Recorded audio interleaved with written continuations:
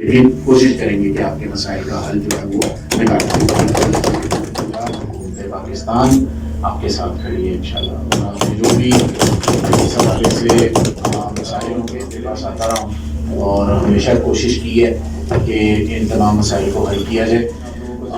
بلکہ پاکستان پنجاب کے تمام چیمبر کو کل میں نے بڑی چیزیں ہیں آپ کو ضرور لیبر کے حوالے سے بھی دوسری چیزوں کے حوالے سے بھی وہ تمام چیزیں بتائیں گے کہ ہم کس طرح سے ان کے ہیلتھ کارڈ بنا رہے ہیں.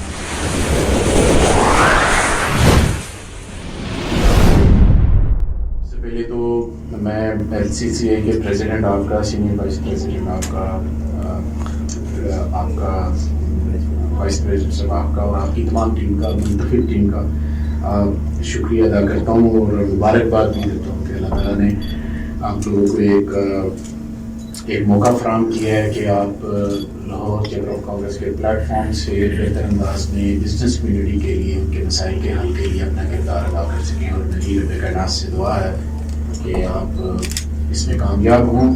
اور کیونکہ آپ کا ٹائم پیریڈ تھوڑا ہوتا ہے، 1 سال کے اندر اندر آپ نے جو لوگوں سے وعدے کیے ہوتے ہیں ان کو آپ نے پورا کرنا ہوتا ہے. تو حکومت پنجاب حکومت پاکستان آپ کے ساتھ کھڑی ہے انشاءاللہ. اور آپ نے جو بھی اس حوالے سے مسائل ہوں گے، پہلے بھی میں یہاں پر حاضر ہوتا رہا ہوں، آپ کے پاس آتا رہا ہوں اور ہمیشہ کوشش کی ہے کہ ان تمام مسائل کو حل کیا جائے. کل بھی میں نے آپ لوگوں کو ذمت دی ہے، بلکہ پاکستان پنجاب کے تمام چیمبر کو کل میں نے بلایا ہوا ہے. چند افراد کو بلایا ہر چیمبر میں سے 2 افراد کو، تاکہ ہمارے پاس آئیں. اور ہم جو ایک انسپیکٹر لیس ریٹنگ کے اوپر کام کر رہے تھے وہ الحمدللہ پرائم منسٹر پاکستان نے اور چیف منسٹر پنجاب نے اس کے اوپر اپروول دی ہے. میں آپ کے ساتھ وہ چھوٹی سی انٹرونشن ہے لیکن بہت بڑا کام ہے، کوئی چھوٹا کام نہیں ہے اس کے حوالے سے. اس طرح اور بھی بڑی چیزیں ہیں، آپ کو ضرور لیبر کے حوالے سے بھی دوسری چیزوں کے حوالے سے بھی وہ تمام چیزیں بتائیں گے کہ ہم کس طرح سے ان کے ہیلتھ کارڈ بنا رہے ہیں وغیرہ وغیرہ، انڈسٹری میں کیا چیزیں کر رہے ہیں. تو کل ایک چھوٹی سی پریزنٹیشن کے ساتھ ٹائم آپ کا تھوڑا سا میں نے بدلا ہے کیونکہ کیبنٹ میٹنگ ہے کل، تو 3 بجے کا ٹائم آپ کے ساتھ ہوگا. آج آپ کے پاس آنے کا مقصد اور یہ بھی تھا کہ آپ لوگوں کے ساتھ بیٹھا جائے اور آپ کی جو معاملات ہیں، کیونکہ نئی ٹیم آئی ہے، پرانی ٹیم جتنی بھی تھی الماس حیدر صاحب کی اور اس کے بعد عرفان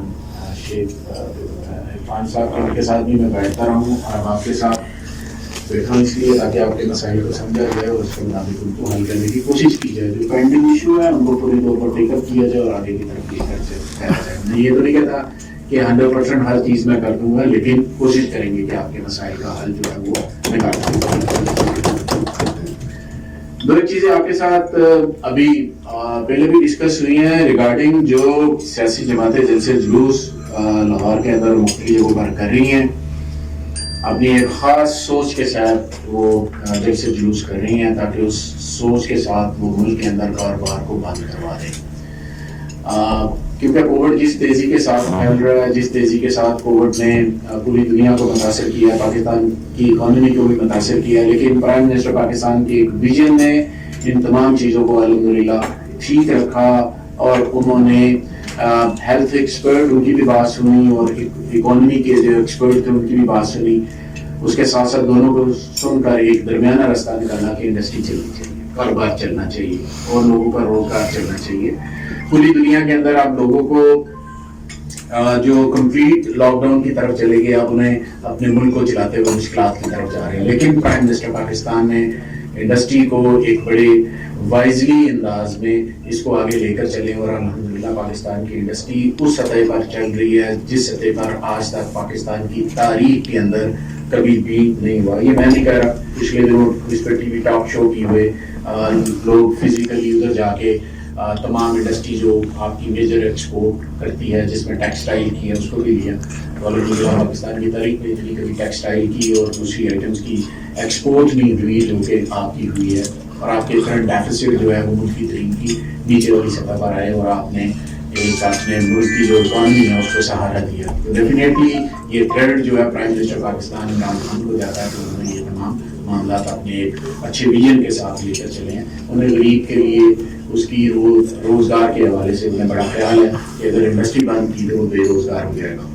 اب جو کچھ سیاسی بے روزگار ہیں وہ اپنے روزگار کے چکر میں لوگوں کا روزگار بند کرنے پر تلے. تلے ہیں. وہ یہ چاہتے ہیں کہ انفیکشن ریٹ اگر لاہور کے اندر آج آفیشلی جو ہے وہ 5.8% ہے تو یہ بڑھ کر 15-20% پہ چلا جائے تاکہ تمام لاک ڈاؤن ہو جائے اور غریب آدمی جو ہے وہ سڑکوں پر آئے, کیونکہ وہ بھی سڑکوں پر ہے, وہ بھی دربدر ہیں. بیسیکلی ان کا سیاسی جو معاملات تھے وہ کافی خراب ہو گئے. وہ کہتے ہیں کہ عمران خان محل ہے. بالکل عمران خان, میں ایگری کرتا ہوں, عمران خان محل ہے کیونکہ اس کو کرپشن نہیں آتی, اس کو منی لانڈرنگ نہیں آتی, اس کو اپنی بچوں کی جائیدادیں باہر کے ملک میں بنانی نہیں آتی. اب تو نااہل ہے.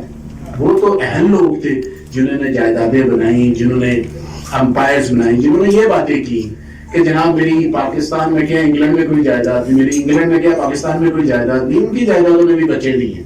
اب مسئلہ یہ ہے کہ کیا سیاسی آدمی, سیاسی خانوادے یا سیاسی لوگ جو ہیں کسی فیملی سے تعلق رکھتے ہیں وہ عوام کے ساتھ جھوٹ بولتے ہیں بجائے اس کے کہ وہ اس پہ شرمندہ ہوں, بجائے اس کے کہ وہ یہ کہیں کہ ہم اس پہ شرمندہ ہیں, تو وہ اپنی شرمندگی کو مٹانے کے لیے عوام کا کندھا پھر استعمال کرنا چاہ رہے ہیں. اب وہ یہ چاہتے ہیں کہ پورے ملک میں ایک افراتفری کا عالم ہو, انفیکشن ریٹ زیادہ ہو جائے, آپ کا ہیلتھ ڈپارٹمنٹ بیٹھ جائے, اور پھر اس کے بعد یہ ہے ہم کہیں گے حکومت ناکام ہو گئی ہے لہٰذا ملک کے اندر لاک ڈاؤن کیا جائے, افراتفری پہلے اور لوگ سڑکوں کے اوپر. ایسا نہیں ہوگا. حکومت نے یہ کہہ دیا کہ کووڈ کا جو آرڈیننس ہے اس کے تحت آپ کو جلسے جلوس کی اجازت نہیں ہے تو نہیں ہے. جب کووڈ نہیں ہوگا, جب کووڈ ختم ہو جائے گا, آپ جتنے مرضی جلسے کریں, صبح کریں, دوپہر کریں, شام کریں, صبح ناشتے میں ایک جلسہ کریں, دوپہر کھانے میں ایک کریں, رات کو ڈنر پہ ایک جلسہ کریں. ہم آپ کو اجازت دیتے ہیں, آپ کریں, ہمیں پتا آپ نے کتنا دم کھانا ہے. لیکن آپ یہ نہ کریں کہ کووڈ کے دوران آپ کی کراچی میں شادی ہو فیملی کے اندر تو لوگ آپ کی شادی کے اندر کووڈ کا ٹیسٹ کروا کر آ سکتے ہیں, اور جب غریب آدمی نے جلسے میں آنا ہے تو آپ کہتے ہیں کہ صبح ناشتہ کرو, ہم ناشتہ کریں گے, قیمے والے نان کھلائیں گے اور اس کے بعد جلسے پہ آ جاؤ. یعنی کہ اس نے بچوں کو نہیں سنبھالنا, آپ نے اسٹیج کے اوپر ماسک پہن کے بیٹھنا ہے اور نیچے پبلک نے ماسک کے بغیر بیٹھنا ہے. آپ یہ چاہتے ہیں, آپ یہ چاہتے ہیں کہ جلدی جلدی اس کو کرونا ہو, جلدی جلدی یہ. آپ نے تو ہمیشہ غریب عوام کے ساتھ کھلواڑ کیا.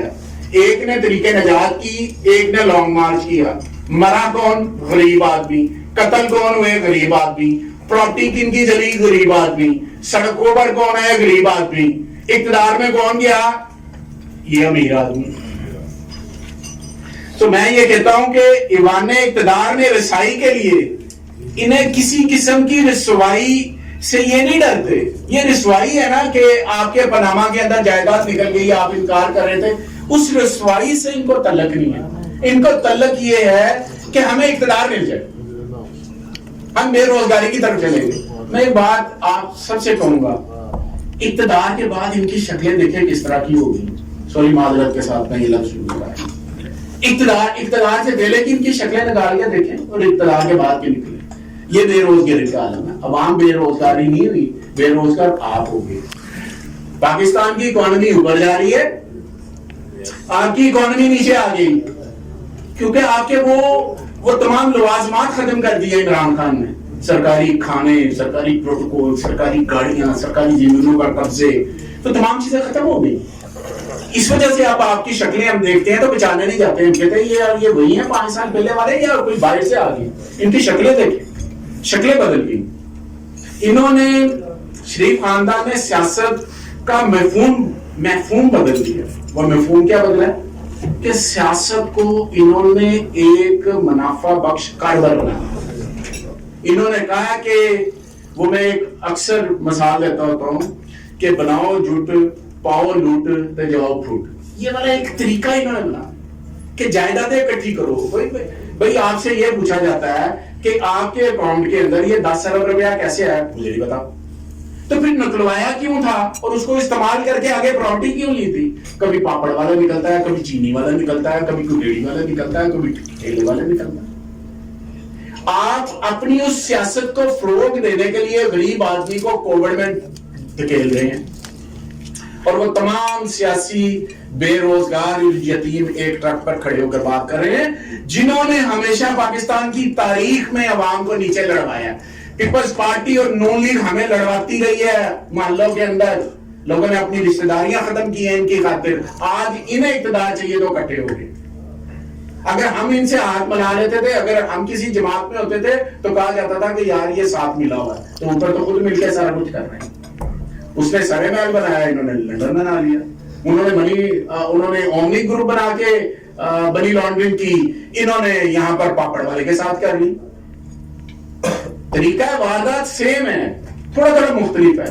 جائیدادیں بنانی ہیں اور یہ سارے معاملات کرنے ہیں. اور سیاست کے اندر پیسے کو انٹروڈیوس کون کروانے والے ہیں؟ شریف خاندان. 85 سیاست لے لیں. 85 کی سیاست میں جس طرح سے پیسے کو انٹروڈیوس کروایا گیا ہے, جس طرح سے عوام کو چھانگا مانگا اور میڈیٹ کے نام پر ان کے نمائندوں کی تذلیل کی گئی اور ان کو برائب کر کے اپنے ووٹ ایک دوسرے کے سامنے کیے, کیا ہم بھول جائیں؟ پیسے کی بنیاد آپ نے رکھی ہے.